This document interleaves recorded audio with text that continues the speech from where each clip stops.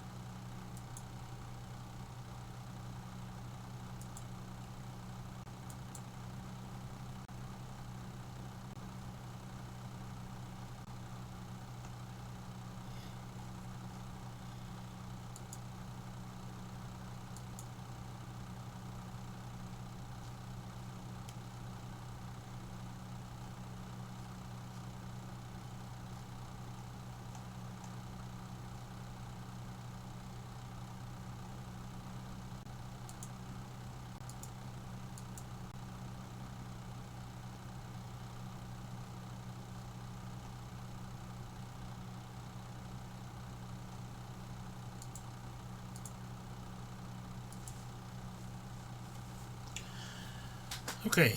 Um, Hopefully, everyone's taken their test by now.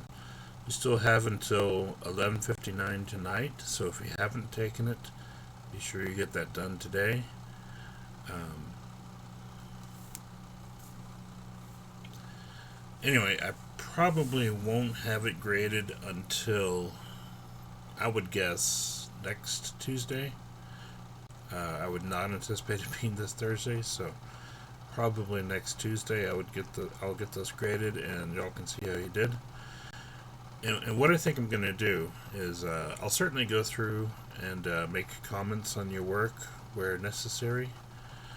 Um, but I'll probably make a separate video just going over the test itself, and I'll share that link with everyone in an announcement. So um, I don't know when I'm going to be able to do that, but at some point, either this week or next week, I'll take care of that. So, does anyone have any questions?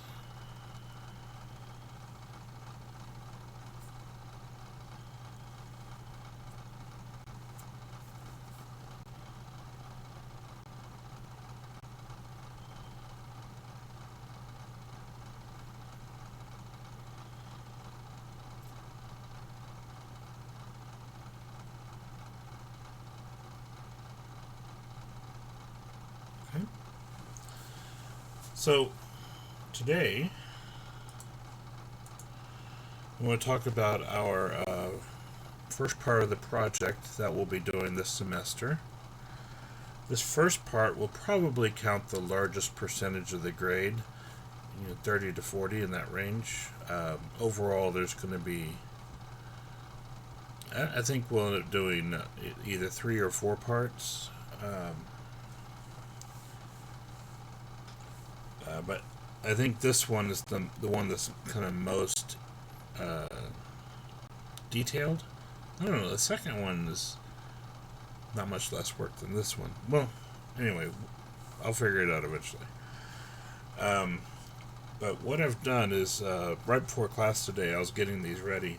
That's also why I was a couple minutes late starting the stream. Um, but I finalized all the data and the information and the goals for the project. So I wanted to go ahead and look at that. Oops, sorry. Um, so this first document.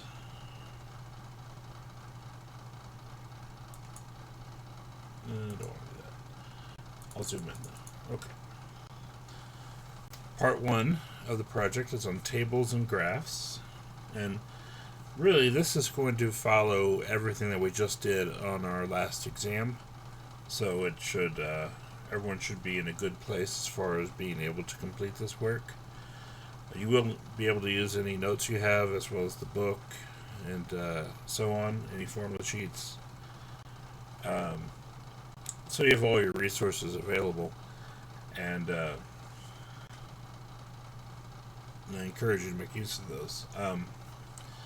The concept is, students chose a store to shop at virtually, because we just kind of simulated the experience. And they selected their favorite snack. They recorded nutritional data for a single serving of the snack, as well as the cost for a single serving of the snack, which was price divided by the number of servings and then rounded to the nearest penny. So when you look at the prices of these items, it doesn't look like a conventional price for like when we buy food in the grocery store, but it's because we've adjusted the price for the cost per serving. So we're looking at both the nutritional data and the cost data for one serving of this snack that they like. All data has been included in an accompanying spreadsheet, and I made the spreadsheet in Excel, and I also provided a PDF. So some of you, if you feel more comfortable working with Excel and using that, feel free to do that. Others of you may be perfectly fine just working with the PDF version, which is a little bit cleaner version, and it doesn't require any other programs. So anyway, so that's kind of the foundation here for this project. Is we're looking at nutritional info of the snacks that we like to eat. And so for the first part of this project, we're going to make a variety of graphs and charts to represent some of the data that we collected and use them to analyze the data set. And we're not going to use all the data that we collected in this very first part of the project, because there's only so much I can ask that it doesn't get repetitive. But from this part to the next part to the following part or parts, we should be able to use everything at least once. At least have a wide variety of data available, and that was kind of the point. So, A is probably the part that will take the longest from what I've seen from students in the past. This is generally true. And here, this is the task of just creating all of our tables, our distribution tables. And this is where we get the data all in order and go from there. So we want to create a frequency distribution for the stores where items were selected, and we'll include columns for category and frequency. So under category, for instance, we'll list out the different stores. So it'll be Walmart, H-E-B, Amazon is on there, Target, and so on.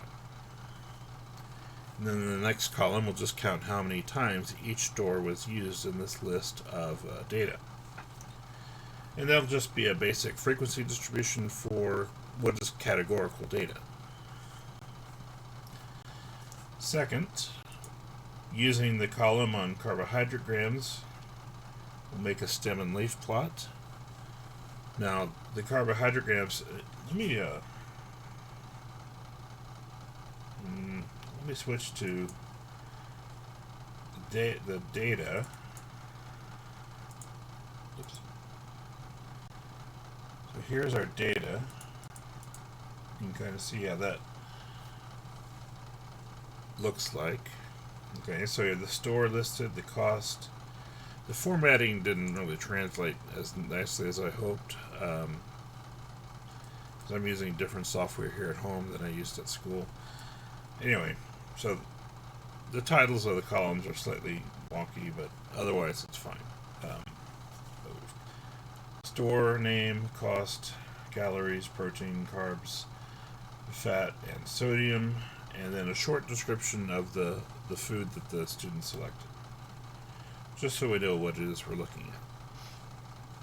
I don't think we're going to do anything with that data. In the past, I have for other projects, but in this one, it's just too diverse of a data set as far as the types of items that were selected. I think there's one thing I could do with it, and we may see that in the second portion of this. All right, so for part one, we're going to take all this column on where all the stores are listed, and we'll just count up how many times each one appears on the list. Okay, overall there's 50 pieces of data. I did have 51 on here, so I went ahead and took one more out, so it comes out to a nicer number. That should make the frequency calculations a little bit nicer. So,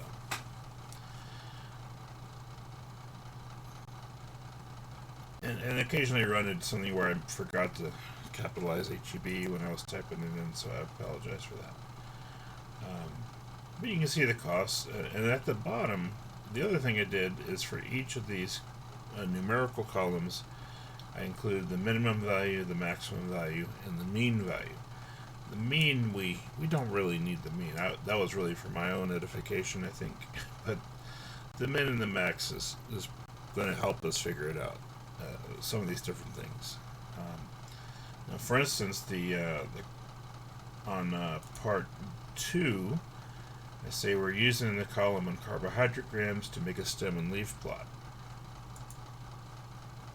And these vary from a minimum of 2 grams of carbohydrates to 50 at max, which is, the heck was that?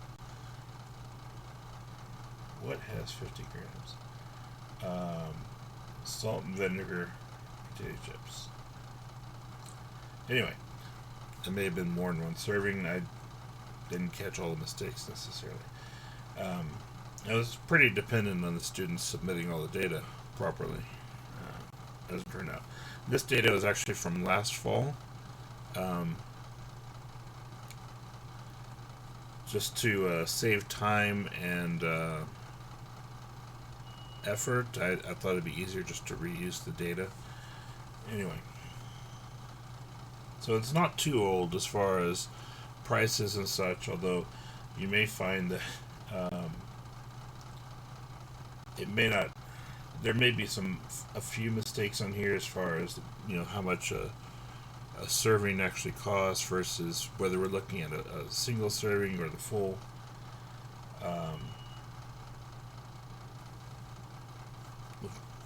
Full container. Anyway, I tried to go through and check as best as I could when they turned it in, but there may be some minor errors here. Anyway, but yeah, so the idea is, okay, we want a stem and leaf chart for the carbohydrates. So the minimum is 2, the maximum is 50. So we're going to have, for our stems, 0 for the single digit numbers, and 1, 2, 3, 4, and then 5 would be the last one, although for a stem of 5, we really only have one data value there, 50.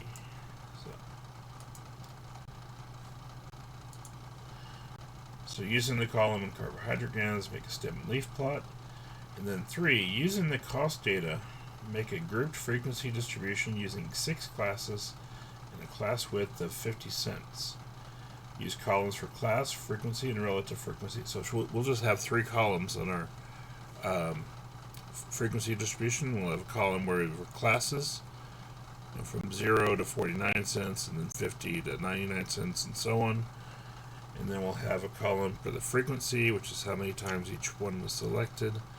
And then we'll have to calculate the relative frequency for each of those as well.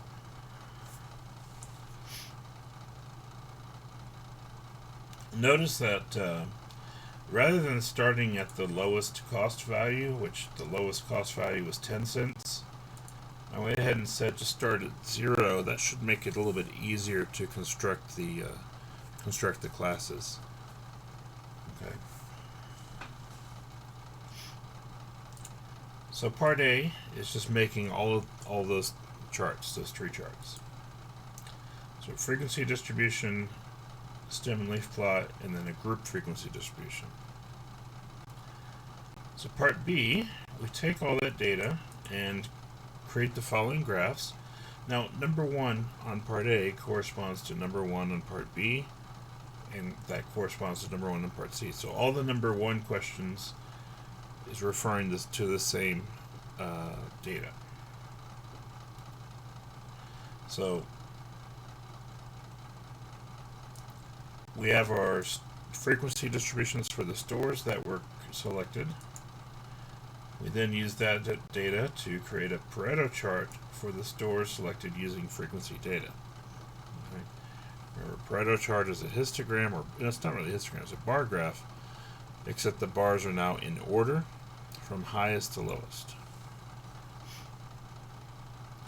And then, what is the most frequently selected store, and what measure of central tendency supports this? So that'll be part C. That still goes along with that same data, that for that stores data. So for part 2, or number 2 in part B, we want to create a box plot for the carbohydrate grams eaten, and we have to find the 5-number summary first, as well as the fences and then the outliers. So we'll already have the stem and leaf plot. So the 5-number summary, you can do that by hand or by entering all the values into your calculator or into Excel if you prefer. Then also, calculate the fences and test if there's any outliers, and I think there might be, if I remember right. And then we'll use that to create a box plot, much like we did on the test. And then is the data for carbohydrate grams eaten, compact or spread out. Explain your answer using the range rule. So the range rule is where we compare the range divided by 4 to the standard deviation. And then part B, number 3, we want a histogram for the cost data using a relative frequency. So we did a Pareto chart with frequency data, a box plot, and then a histogram using relative frequency data. And then what's the shape of the distribution for the cost data? And again, we want to explain our answer there. So that is part 1 of our project right there. And all of those files are available in Canvas now, as of 20 minutes ago or so. Do you have any questions on this so far?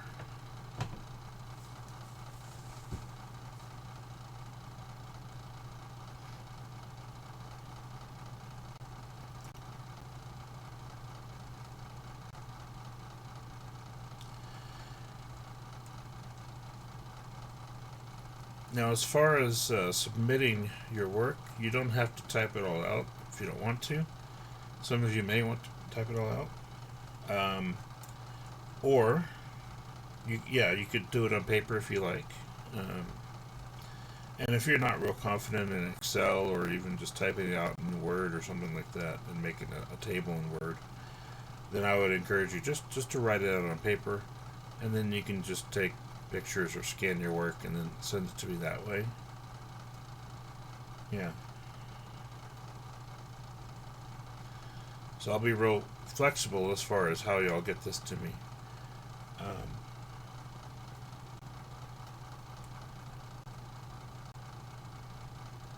But yeah.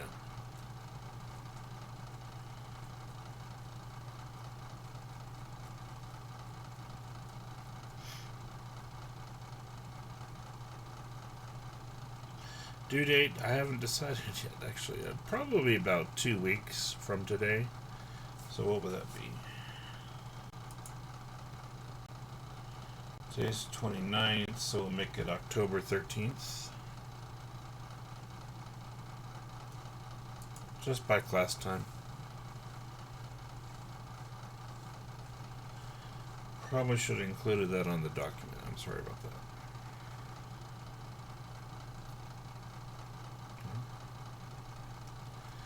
Now, certainly between now and then, we won't have any more tests. It'll be a while before we have another test on chapters 5 and 6. Not too much longer than that, but anyway.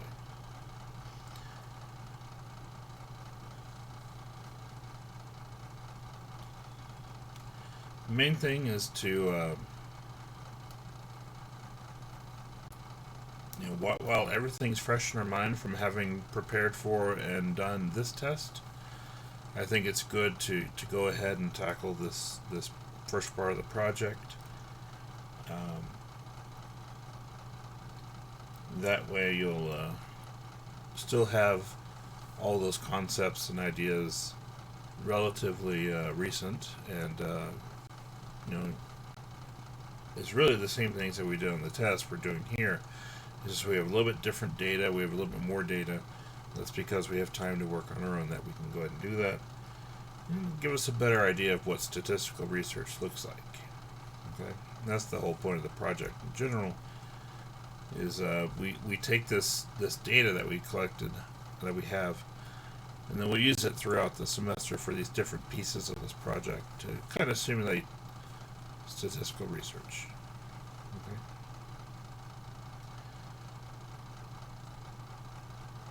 So yeah, due date will be October 13th by class time. So, yeah.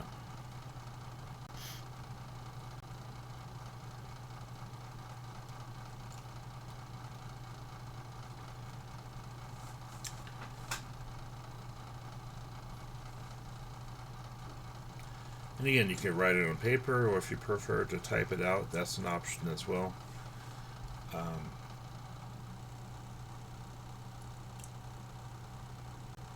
Just whatever you feel more comfortable doing.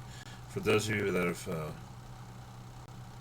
more experience with Office software, then you might be more comfortable typing it out in Word or Excel.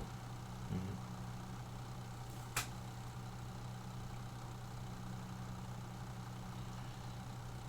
Well, your graphs you'll probably do in Excel and then just import into a Word document or something like that. But whatever you want to do is fine.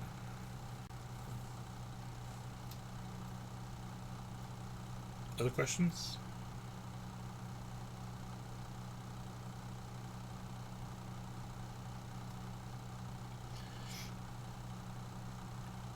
Now, if you do get stuck on anything, feel free to let me know.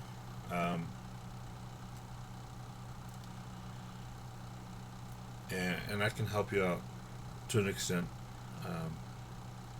If y'all want to talk to each other and you get feedback from each other, if you know people in the class, that's fine. The main thing is that you get the work done and get it turned in. Okay.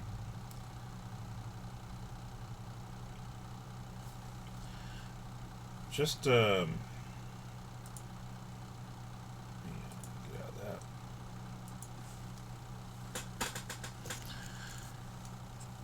So like A1,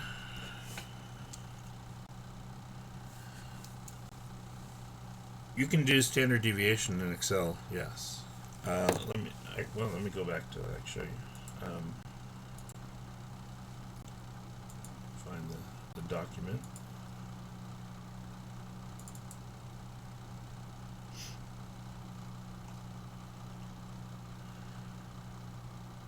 So I can make a standard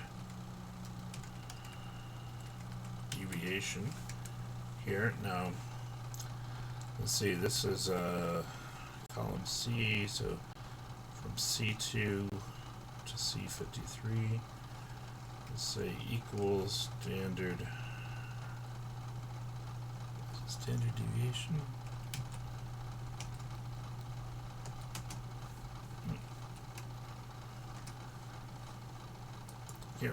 Now, I'm in Open Office, so this is an alternative to Microsoft Office, but not quite as user-friendly.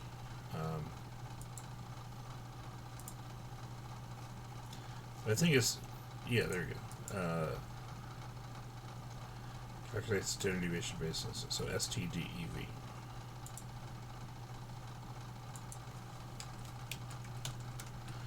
It's from C2 to C52.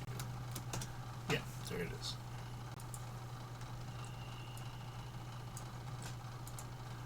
All right, so yeah, there's the standard deviation for each of our columns. For cost, it's about 65 cents. Calories, about 56. Protein, about 3.9 or 4. Carbohydrates, about 9.7. 4.1 for fat grams, although I could make that column a little bit wider. And then about 139 for sodium milligrams. Okay. Now quartiles, I don't believe that. Don't believe we can do that in Excel, but also I've never tried, so maybe. Let me see what we got here.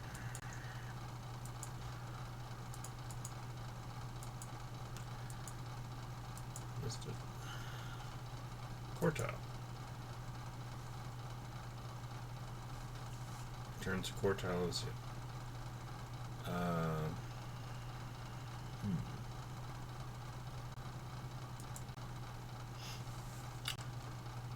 So quartile C2.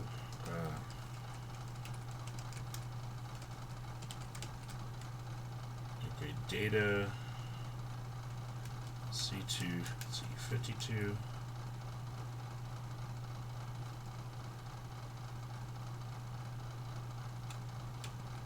Type. I don't know what the type is in this case.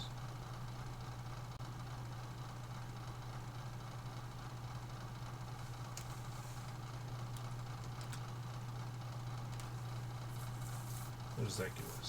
An error. Okay.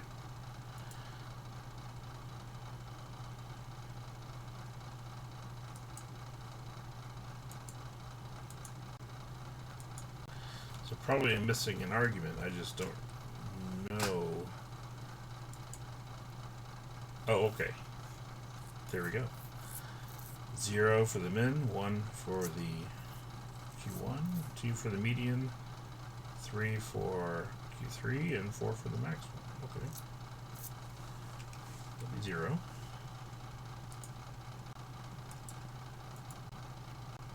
Okay, what happened?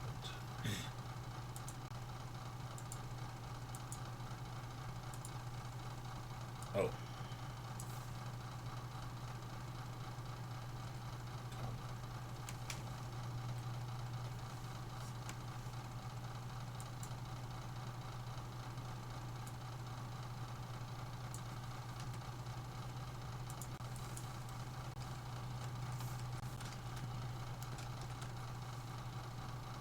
Okay.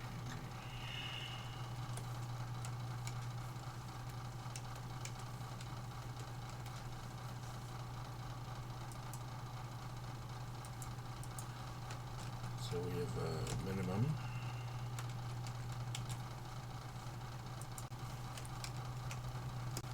Q1, median, Q2, maximum.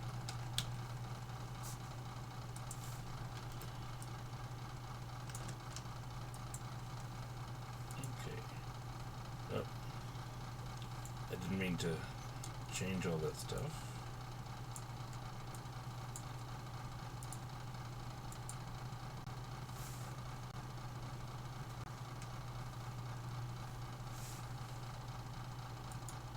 So touch. Okay. 2, 2, 2.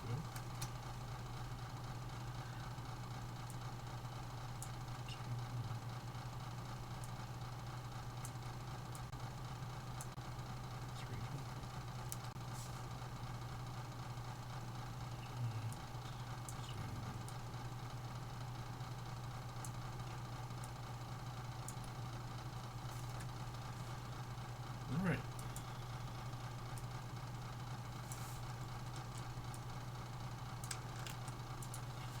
There you go. So if you just want to get that information from right there, we have that.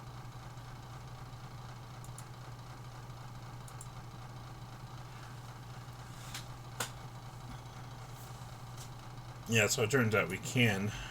We can get the 5-number summary data from Excel. Yeah.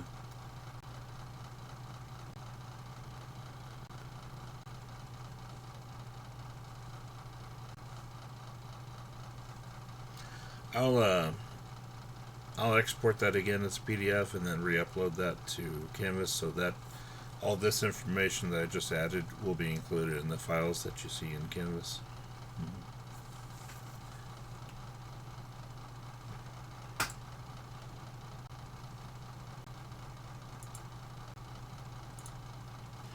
Alright. So for A1, we would enter our store and our frequency. This is just to help you get started. So we would do like HEB, and we count up however many of those that we have in Walmart,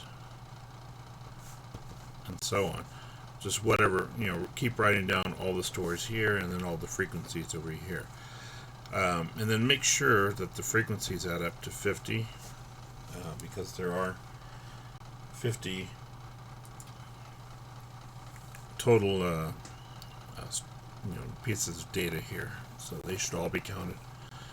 For A2, that's our stem and leaf for the carbohydrates.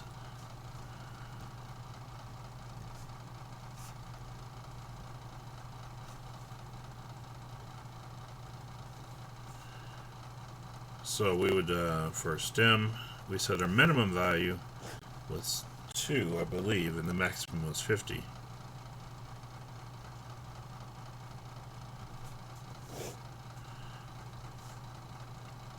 So so the value of 2 would be a stem of 0 and a leaf of 2. Otherwise, all the numbers are 2-digit numbers, and they would follow our normal conventions here. Okay. And then our last value will be 50. And then we'll have everything in between, of course.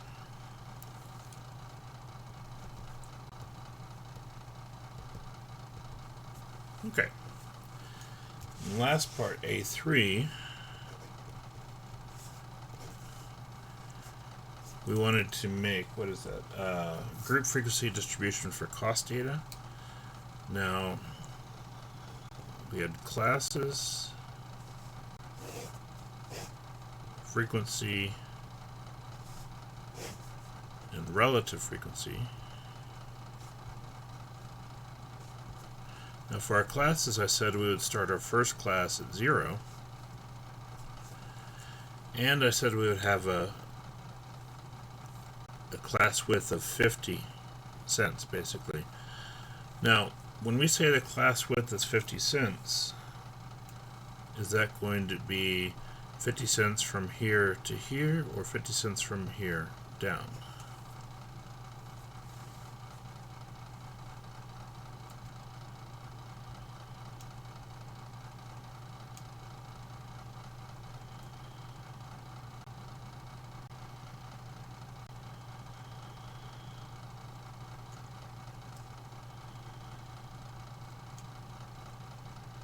Do you happen to remember?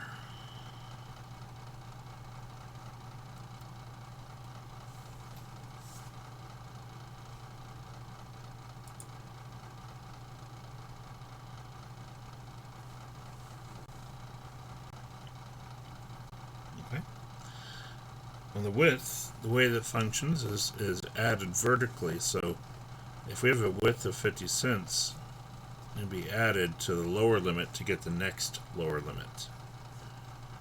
And then we'd backtrack by 1 cent in this case to figure out where the previous one ends. So our first class would actually be from 0 to 49 cents, 50 to 99 cents, adding 50 to each number, $1 to $1.49, 150 to $1.99, $2 to $2.49, and then finally $2.50 to $2.99.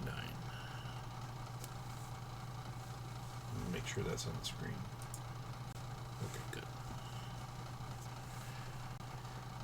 And we said our highest value is $2.60, and that would be in this last class. So we don't need any more classes than that. And so we'd fill in all the frequencies and then calculate the relative frequencies, as we always do. Relative frequency should be pretty easy in this case because there are only 50 items. So these should come out to be exact decimals. We won't have to round those at all. And that should make it a little bit easier to do the relative frequency histogram in part B, B3. So. Okay. Do you have any more questions?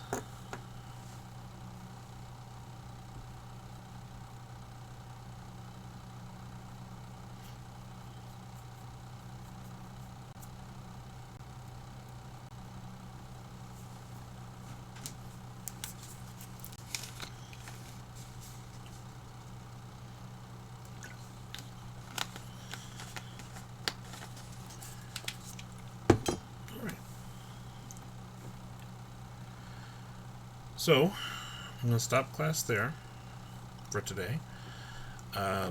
With this time that we have remaining, I would like for you to get started on this project if you do have time. If you haven't done your test yet, I would advise you to make sure you do that again by this evening. So make sure you get that done if you haven't already. I think most of you have it done. There's only a couple of people in each of my classes that are still waiting to finish it. But yeah, I'll update those files, like I said, so that you'll have the 5-number summary data. So that way you don't have to calculate it. That'll be fine. And I guess that'll be it. So please use this time I've given you wisely. I do recommend that you go ahead and get started on this project, even though technically you don't have to.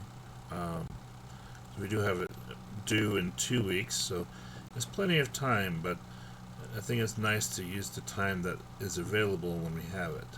So that's my recommendation. Anyway, so that's that, and we'll go ahead and stop there. And on Thursday, we'll go ahead and begin. We'll actually cover all of Chapter 4 on Thursday. We're not going to test over Chapter 4, just going to go over it. And then next week, we'll go right into Chapter 5 from there. Okay? So you all have a good rest of the day, and take care of yourselves, and I'll talk to you Thursday. Bye.